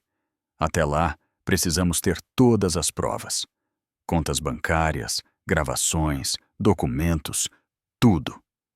Eu vou conseguir, prometeu Ivete, mesmo que me custe a vida. Não vai te custar a vida, disse Emília, porque desta vez ele não vai ganhar. Desta vez somos nós que temos o controle. As três mulheres entraram em seus carros. Ivete voltou para Belo Horizonte, preparando-se mentalmente para enfrentar Ricardo. Emília e Valéria foram para seu refúgio seguro para planejar os próximos passos. Quando Ivete chegou à casa que compartilhava com Ricardo, ele já estava lá. Parecia relaxado, bebendo uísque na sala. Onde você estava? Ele perguntou, sem tirar os olhos do celular. Eu te liguei 3 vezes. Fui ver minha mãe, mentiu Ivete com voz calma. Precisava falar com alguém sobre a gravidez. Você poderia ter me avisado, ele disse. Você também não me avisou da sua reunião às 3 horas da manhã, rebateu Ivete. Ricardo levantou os olhos irritado. Eu já expliquei que era urgente, como tudo que é seu ultimamente, disse Ivete. Às vezes, sinto que não te conheço mais, Ricardo. Ele se levantou e caminhou em direção a ela. Colocou as mãos em seus ombros e a olhou com aquele sorriso encantador que antes a fazia derreter. Você está cansada e sensível por causa da gravidez. Eu te conheço melhor do que ninguém, meu amor. E você me conhece. Somos uma equipe. Vamos ganhar estas eleições juntos e depois tudo será perfeito. Eu prometo. Ivete olhou nos olhos dele. Aqueles mesmos olhos que haviam visto Emília morrer sem um segundo de dúvida. Aqueles mesmos olhos que planejavam sua própria morte. Você tem razão, ela disse, forçando um sorriso. Eu estou só cansada. Eu vou dormir. Ela foi para o quarto, deixando Ricardo na sala. Sozinha, sentou-se na cama, tremendo. Tocou a barriga, sentindo o bebê se mover. Eu vou te proteger, ela sussurrou, mesmo que eu tenha que destruir seu pai para isso. Naquela noite, nenhuma das 4 pessoas dormiu bem. Ricardo pensava em sua campanha e em como eliminaria obstáculos. Ivete pensava em como conseguir as provas sem ser descoberta. Emília pensava em sua filha Renata e no momento em que finalmente poderia abraçá-la sem medo. E Valéria pensava na vingança que esperava há 10 anos. A guerra havia começado. E desta vez, Ricardo Salgado não sabia que estava cercado por inimigos que conheciam cada um de seus segredos. Os dias seguintes foram um pesadelo para Ivete. Todas as manhãs acordava ao lado de Ricardo e tinha que fingir que estava tudo bem. Ela o beijava na bochecha, preparava café, perguntava sobre seu dia. Tudo enquanto por dentro sentia náuseas que não tinham nada a ver com a gravidez. Emília continuava trabalhando nos escritórios de campanha como Nayara. Às vezes, trocava olhares com Ivete e nesses segundos silenciosos transmitiam força uma à outra. Ambas sabiam que qualquer erro poderia lhes custar a vida. Valéria era quem coordenava tudo das sombras. Havia instalado câmeras ocultas em locais estratégicos e monitorava cada movimento de Ricardo. Sabia com quem ele se reunia, para onde ia, que ligações fazia. Uma semana após o encontro no rancho, Ivete encontrou sua primeira oportunidade. Ricardo saiu cedo para uma reunião e deixou seu laptop aberto no escritório. Normalmente, ele o fechava com senha, mas naquela manhã estava com pressa. Ivete entrou no escritório com o coração a mil, revisou rapidamente o computador e encontrou uma pasta oculta intitulada Projetos Especiais.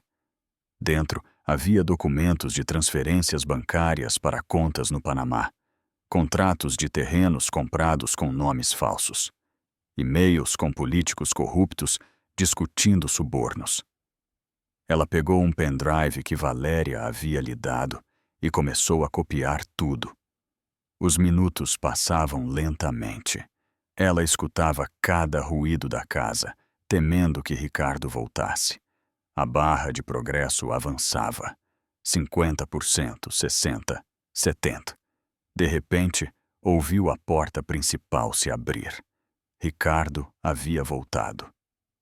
Ivete! Ele gritou da entrada. Esqueci uns documentos. Ela congelou. A barra marcava 85%. Não podia interromper a transferência agora. Estou no banheiro! Ela gritou com voz trêmula. Já saio! Ouviu os passos de Ricardo subindo as escadas. Ele se aproximava do escritório. 90%, 95%. Ricardo abriu a porta do escritório exatamente quando a transferência chegava a 100%. Ivete arrancou o pendrive e o escondeu no bolso de seu roupão em um movimento rápido. "O que você está fazendo aqui?" perguntou Ricardo com desconfiança. "Estava procurando uma caneta", mentiu Ivete, apontando para a escrivaninha. "Preciso assinar uns papéis do médico." Ricardo a olhou fixamente. Seus olhos eram frios, calculistas. "Há canetas em toda a casa. Por que você veio especificamente ao meu escritório?" "Porque pensei que aqui encontraria uma boa", respondeu Ivete, mantendo a calma. "Há algum problema?" Ricardo caminhou até o laptop. Ivete sentiu que o coração sairia pela boca. Se ele checasse o histórico, veria que alguém havia acessado a pasta oculta. Mas Ricardo apenas pegou uma pasta física que estava sobre a escrivaninha e se virou. "Não há problema", ele disse. "Apenas não toque nas minhas coisas. Tenho informações sensíveis da campanha." "Não toco", respondeu Ivete, saindo do escritório. "Eu já sei." Quando Ricardo saiu novamente, Ivete correu para o banheiro e vomitou. O estresse era demais. Seu bebê chutava inquieto. Ela lavou o rosto e olhou seu reflexo no espelho. Tinha que ser mais forte. Por ela, por seu filho, por Emília, por todas as mulheres que Ricardo havia destruído. Naquela tarde, ela se reuniu secretamente com Valéria e Emília em uma casa de segurança. Entregou-lhes o pendrive. "Consegui tudo do laptop", disse Ivete. "Há o suficiente aqui para afundá-lo 10 vezes." Valéria conectou o pendrive ao computador. Seus olhos brilharam enquanto revisava os arquivos. "Isto é exatamente o que precisávamos. Transferências de mais de 20 milhões de dólares para contas fantasma. E-mails onde ele discute a lavagem de dinheiro. Contratos de terrenos roubados de camponeses. É perfeito." "Mas não é suficiente", disse Emília. "Precisamos de algo que o conecte diretamente ao cartel. Algo visual que as pessoas não possam negar quando o virem." "O que você sugere?" perguntou Ivete. "Uma gravação de vídeo", respondeu Emília. "Ricardo se reúne com os líderes do cartel a cada 2 semanas. A próxima reunião é em 4 dias.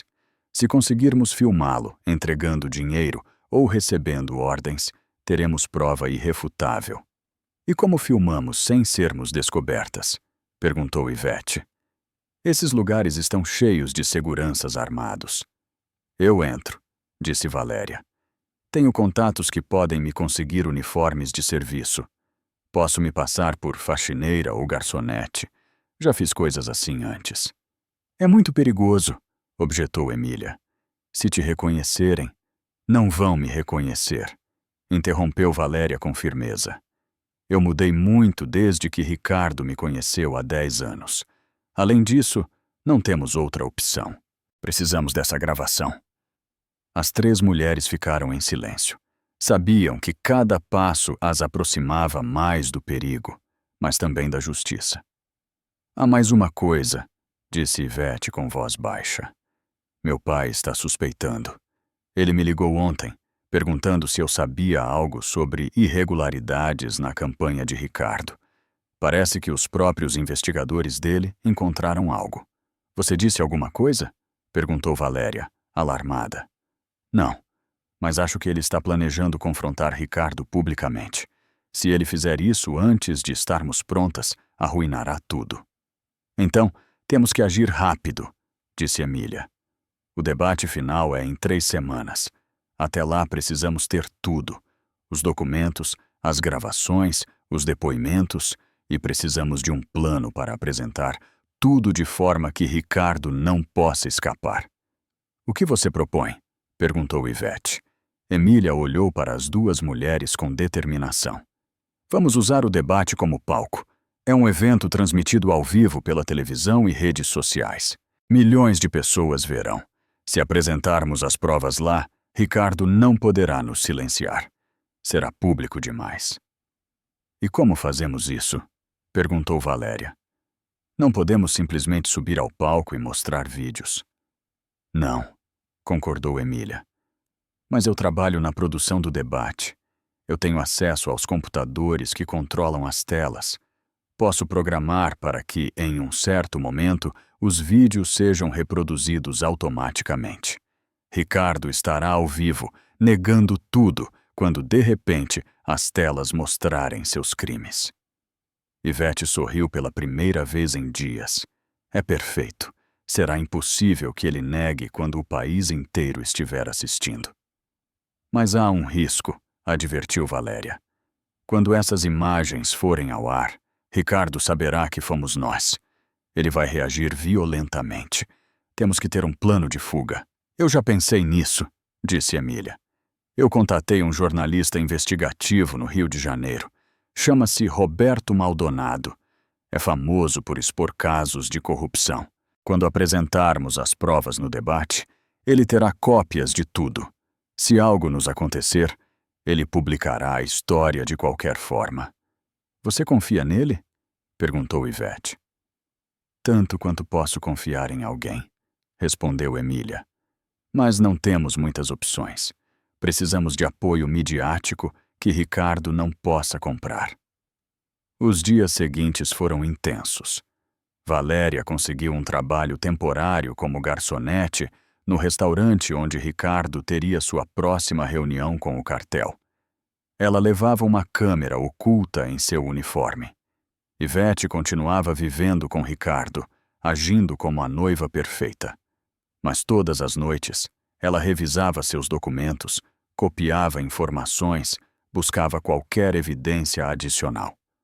Emília coordenava tudo dos escritórios de campanha.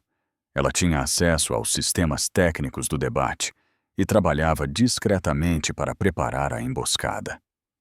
Na noite da reunião com o cartel, Valéria entrou no restaurante privado nos arredores de Belo Horizonte.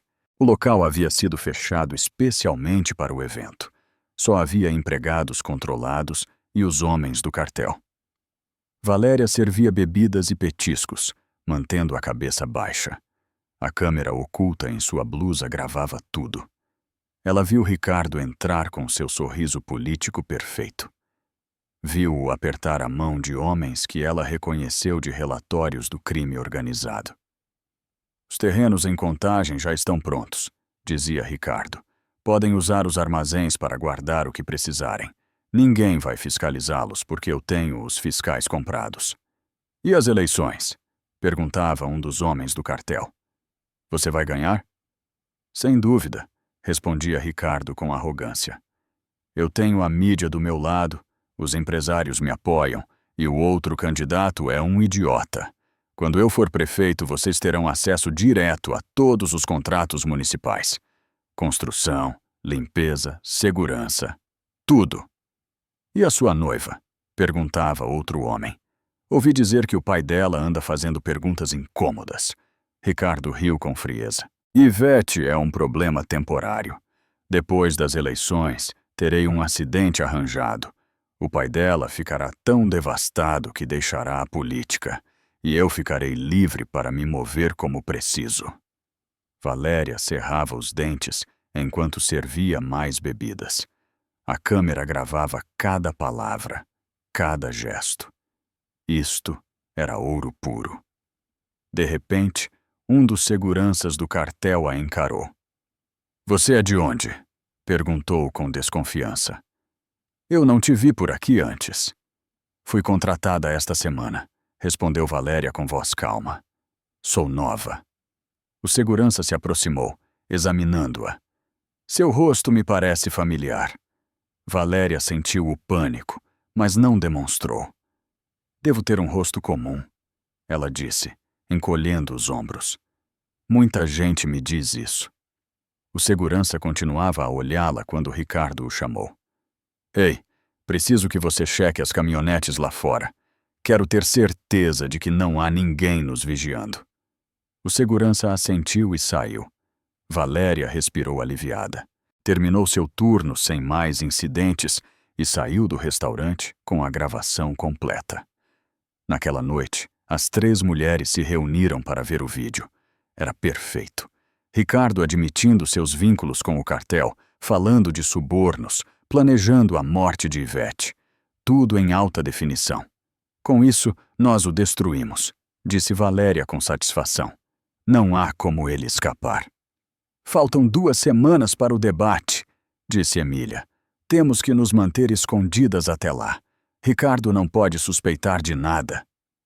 Mas no dia seguinte, tudo se complicou. Ivete recebeu uma ligação de seu pai. O deputado Castro havia descoberto algo grave sobre Ricardo e queria confrontá-lo publicamente naquela mesma tarde.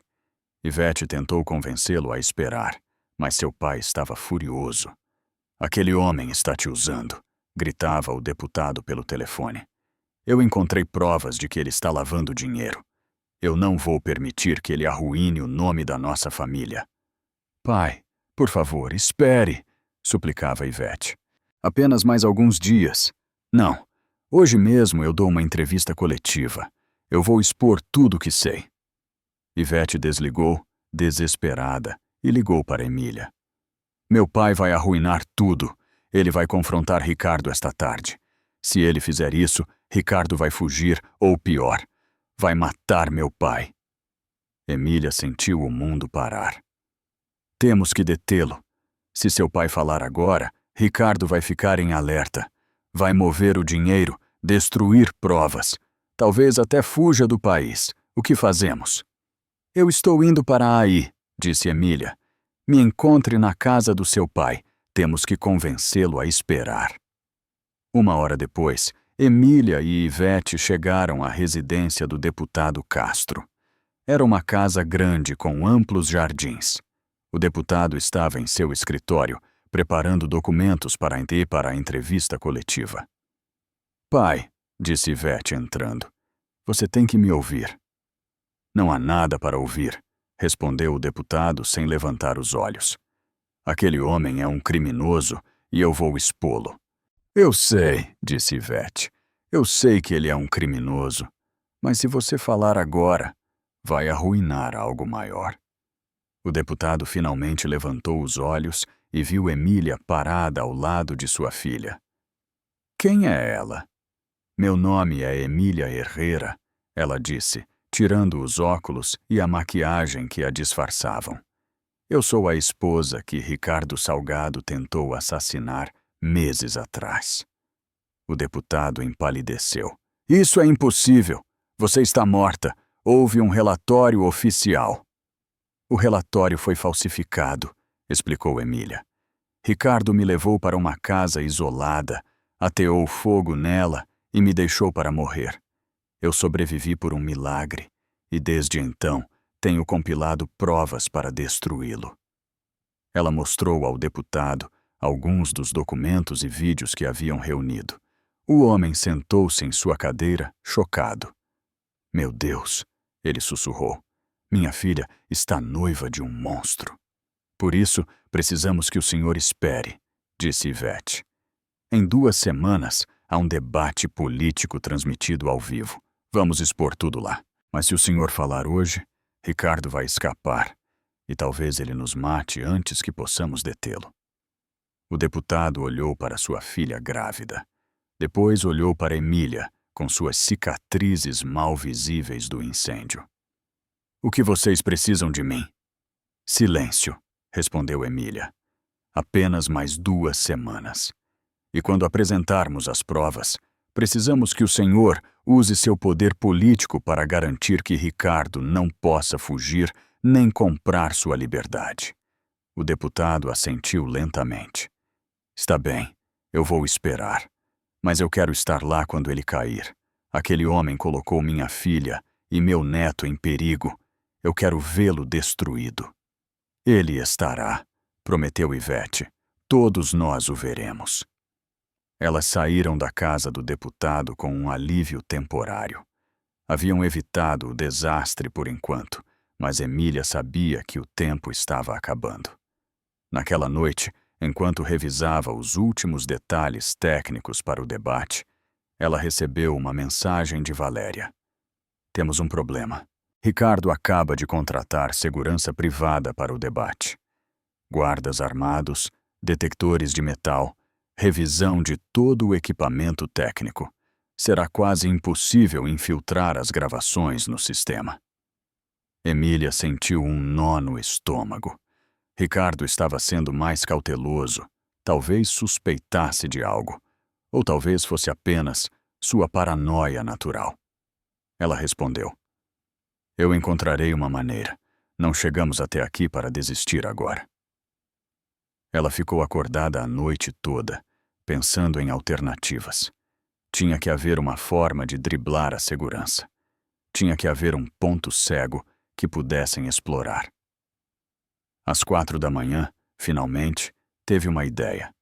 O debate seria no Teatro Municipal, um lugar histórico com sistemas técnicos antigos e modernos misturados. Se ela conseguisse acessar a sala de controle antes do evento, poderia carregar as gravações diretamente nos servidores. Mas precisaria de ajuda de dentro. No dia seguinte, ela se aproximou do técnico principal do teatro, um homem chamado Gustavo, que ela havia conhecido durante os preparativos. "Preciso de um favor", ela lhe disse, "e preciso que você confie em mim sem fazer perguntas." Gustavo a olhou com curiosidade. "Que tipo de favor?" "Preciso de acesso à sala de controle na noite anterior ao debate, apenas 20 minutos, e preciso que você não conte a ninguém." "Isso tem a ver com Salgado?" perguntou Gustavo. "Eu ouvi rumores sobre ele, coisas feias." "Os rumores são verdadeiros", respondeu Emília. "E eu vou provar isso, mas preciso da sua ajuda." Gustavo pensou por um momento. "Minha irmã foi vítima de um político corrupto há anos. Nunca houve justiça. Se o que você vai fazer pode deter outro como ele, conte comigo." Emília sentiu um alívio profundo. "Obrigada. Eu prometo que você não vai se arrepender." E faltavam 11 dias para o debate. 11 dias para que todo o trabalho, a dor, o medo e a determinação de 3 mulheres finalmente dessem frutos. Mas em uma cidade onde o poder e o crime se entrelaçavam, 11 dias podiam ser uma eternidade. E Ricardo Salgado, embora não soubesse, estava prestes a enfrentar os fantasmas que ele mesmo havia criado. Os dias seguintes foram os mais tensos que Emília havia vivido desde o incêndio. Cada minuto sentia que algo poderia dar errado, que Ricardo descobriria o plano e tudo desmoronaria.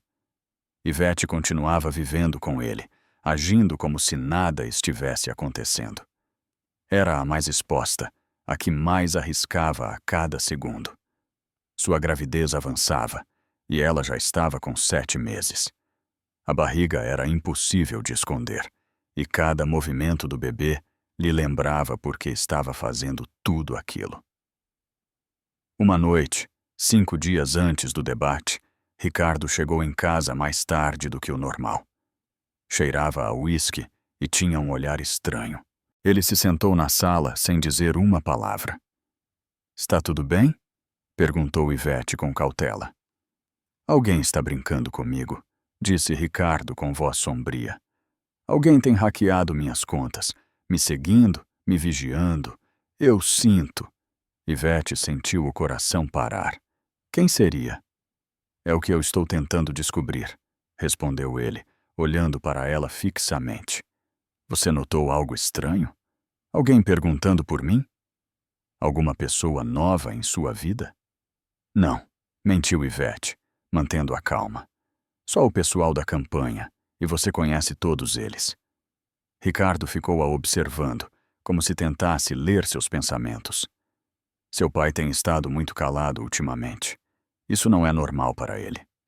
Ele está ocupado com seus próprios assuntos políticos, disse Ivete, encolhendo os ombros. Você sabe como ele é. Ricardo se levantou e caminhou em direção a ela. Colocou as mãos em seus ombros com força, machucando-a. Se eu descobrir que você está escondendo algo de mim, Ivete, as coisas vão ficar muito feias. Você me entende? Você está me machucando, ela disse sem demonstrar medo.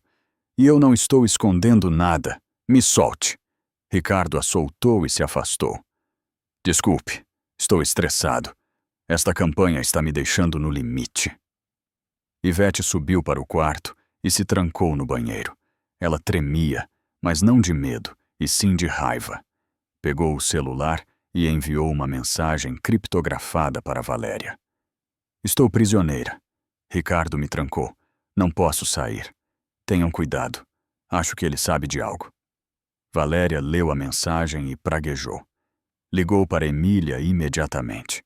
Ricardo prendeu Ivete. Isso é pior do que pensamos. Temos que tirá-la de lá, disse Emília com urgência. Não podemos. A casa está vigiada. Se tentarmos resgatá-la, Ricardo saberá definitivamente que algo está acontecendo e pode machucar Ivete ou o bebê. Então, o que fazemos? Continuamos com o plano, disse Valéria com voz dura. Amanhã à noite eu entro no teatro e carrego as gravações no sistema. Depois de amanhã, no debate, nós o expomos. Quando Ricardo estiver no palco e vir sua vida se destruir nas telas, na frente do país inteiro, ele não poderá fazer nada. E então, resgatamos Ivete. E se ele fizer algo antes do debate? Ele não fará. Ele precisa dela lá para manter sua imagem de homem de família. Ele a levará para o debate porque seria suspeito que ela não estivesse. É aí que agimos. Emília fechou os olhos, respirando fundo. Está bem, vamos acabar com isso. Na noite seguinte, Valéria chegou ao Teatro Municipal vestida elegantemente. Héctor Navarro, o chefe de segurança, a esperava do lado de fora, sorrindo como um tolo. Pensava que teria um encontro romântico.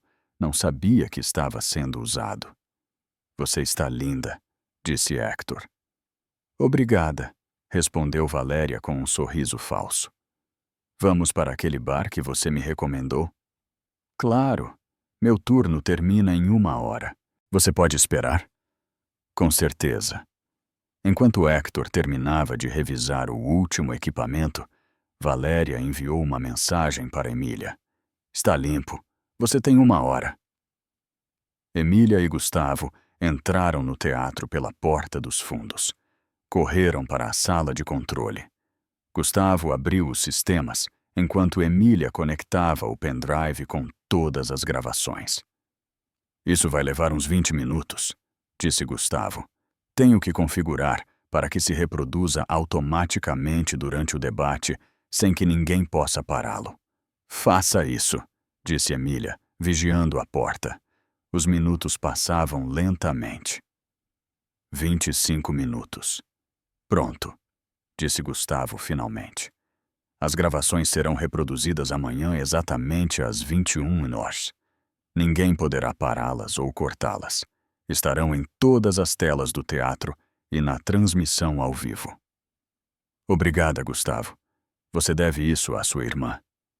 E você a todas as mulheres que aquele homem destruiu, respondeu ele. Destrua-o amanhã. Emília saiu do teatro exatamente quando Héctor terminava seu turno. Ele não a viu. Foi com Valéria para o bar, onde ela o manteria ocupado o resto da noite. Naquela madrugada, Emília não conseguiu dormir. Amanhã era o dia. Tudo pelo que havia lutado, toda a dor, o medo, a raiva contida, finalmente teria seu momento. Pensou em Renata, sua filha. Pensou em Valéria e em tudo que havia perdido. Pensou em Ivete, presa naquela casa, esperando ser resgatada. E pensou em Ricardo, o homem que a havia amado apenas enquanto lhe convinha, o homem que havia tentado queimá-la viva com seu bebê. Hoje tudo acaba, disse a si mesma. Hoje Ricardo Salgado descobrirá o que é perder tudo. O Teatro Municipal brilhava com luzes intensas naquela noite de março. Repórteres, câmeras de televisão, fotógrafos. O país inteiro estaria assistindo. Emília chegou cedo como parte da equipe de produção. Ela checou uma última vez com Gustavo que tudo estava em ordem. Valéria estava entre o público, disfarçada com peruca e óculos escuros. Ela vigiaria tudo e gravaria a reação de Ricardo. Às 20 horas, Ricardo chegou em uma caminhonete blindada. Terno impecável, sorriso perfeito. Atrás dele, desceu Ivete. Parecia pálida, com olheiras, com um vestido que disfarçava sua gravidez de 7 meses. Caminhava rígida. A mão de Ricardo apertava o braço de Ivete com força. Não era um gesto de apoio. Era controle puro. Ivete levantou os olhos e por um segundo seus olhos se encontraram com os de Emília. Foi um olhar de súplica silenciosa. Às 20h55, o moderador pediu que todos tomassem seus lugares. Os 4 candidatos subiram ao palco. Ricardo parecia confiante, como se já tivesse ganhado. As câmeras começaram a transmitir. Milhões de pessoas estavam assistindo. Os primeiros minutos transcorreram normalmente. Às 21h em ponto, as telas gigantes do teatro piscaram. O moderador parou de falar, confuso. Mas não havia problema. As telas mostraram primeiro uma imagem fixa. Ricardo Salgado sentado em uma mesa com homens armados. Em seguida, começou a se reproduzir o vídeo com áudio. Era a gravação da reunião no rancho. A voz de Ricardo soava clara. Ricardo, os terrenos em Contagem já estão prontos. Podem usar os armazéns para guardar o que precisarem. Ninguém vai fiscalizá-los porque eu tenho os fiscais comprados. O teatro ficou em silêncio absoluto. Ricardo empalideceu. Olhou para a cabine de controle, gritando. Parem com isso! Apaguem as telas! Mas os técnicos não podiam fazer nada. O vídeo continuou. Mostrava Ricardo falando sobre subornos, sobre políticos comprados, sobre seus planos com o cartel. Em seguida, os documentos. Transferências bancárias para contas no Panamá, contratos de terrenos roubados. Isto é uma manipulação! Gritou Ricardo para as câmeras. Alguém editou estes vídeos. Não são reais. Mas então, as telas mostraram algo que o deixou congelado. Era a gravação de áudio onde ele confessava seu plano para matar Ivete. Sua própria voz dizendo: Ivete é um problema temporário. Depois das eleições terei um acidente arranjado. O público explodiu em gritos de indignação. Repórteres pegavam seus celulares gravando tudo. Finalmente, apareceu o último vídeo, o mais devastador. Era a gravação da noite do incêndio. Uma câmera oculta capturou o momento em que ele saía da casa em chamas, deixando Emília lá dentro. Ouviu-se sua voz fria dizendo: Não adianta mais gritar, Emília. Ninguém virá. O teatro explodiu em caos. Ricardo desceu do palco correndo. Precisava fugir. Mas ao chegar às escadas, encontrou alguém que não esperava. Era Emília, parada, olhando-o diretamente. Ela tirou os óculos e a maquiagem que mudavam seu rosto. Olá, Ricardo, ela disse com voz tranquila. Me reconhece? Eu sou o fantasma que você criou. Ricardo recuou, como se tivesse visto um morto. Você está morta. Quase, respondeu Emília, mas as chamas não puderam comigo. E agora, o país inteiro sabe quem você é de verdade. Ricardo tentou usar Ivete como refém. Ele correu para o camarim, agarrou-a e colocou uma arma contra a cabeça dela. Se alguém me seguir, eu a mato! Mas Valéria apareceu, bloqueando seu caminho, também armada. Solte-a, Ricardo. Isso acaba aqui. Ricardo a reconheceu. Valéria, pensei que eu tinha te destruído anos atrás. Você tentou, respondeu ela, mas só me deixou mais forte. E agora, você vai pagar por tudo que fez. Emília apareceu atrás de Valéria. As 2 mulheres que ele havia tentado destruir o tinham encurralado. Você não vai atirar nela, disse Emília com certeza. Porque você é um covarde. Só ataca mulheres indefesas. Mas agora estamos armadas, estamos preparadas e não temos medo de você. A polícia, que havia cercado a área, avançou. Ricardo baixou a arma e soltou Ivete, que correu para Valéria. A polícia se atirou sobre Ricardo, algemando-o, enquanto ele gritava que tudo era mentira. O deputado Castro chegou 30 minutos depois. Abraçou a filha, a salvo. Eu devo a vida da minha filha e do meu neto a vocês, disse o deputado, olhando para Emília e Valéria com profundo respeito. O que for preciso para garantir que ele pague, eu farei. Nos dias seguintes, Ricardo foi formalmente acusado de tentativa de assassinato, lavagem de dinheiro, associação criminosa, fraude e corrupção. O caso era tão sólido que nenhum advogado podia salvá-lo. 2 meses depois, Ivete deu à luz uma menina saudável, Sofia. Emília esteve com ela no parto. Emília finalmente pôde se reunir com Renata. Valéria abriu uma organização de ajuda para mulheres vítimas de violência doméstica. 3 meses depois do julgamento, uma manhã de junho, Emília recebeu um telefonema do deputado Castro. Emília, Ricardo escapou da prisão durante uma transferência. O cartel o resgatou. Ele é um fugitivo perigoso. Você, Ivete e Valéria estão em perigo. Naquela noite, as 3 mulheres se reuniram. Não podemos viver com medo, disse Ivete. Ricardo vai vir atrás de nós, alertou Valéria. Mas desta vez, estamos esperando por ele. Uma semana depois, Emília estava em casa quando ouviu um ruído no quintal. Ela pegou sua arma. De repente, sentiu uma presença atrás dela. Era Ricardo. Olá, Emília, ele disse com um sorriso torto. Vim terminar o que comecei. Você não vai me tocar, respondeu ela com voz firme. Desta vez eu estou pronta. Nesse momento, sirenes foram ouvidas do lado de fora.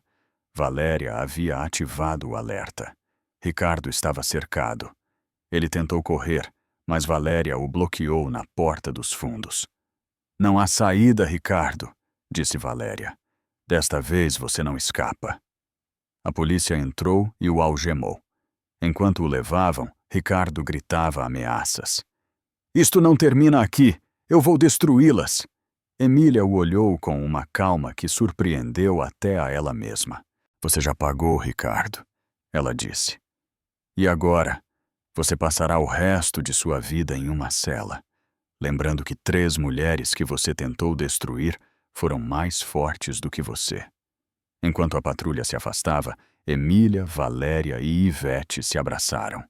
Se ele voltar a escapar, disse Ivete, estaremos prontas, completou Valéria. Porque o fogo não nos matou.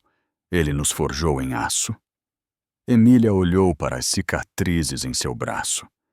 Se algum dia ele regressar, ele encontrará não só uma mulher que o fogo não pôde derrotar. Ele encontrará 3 mulheres que aprenderam que a verdadeira justiça é construída por nós mesmas.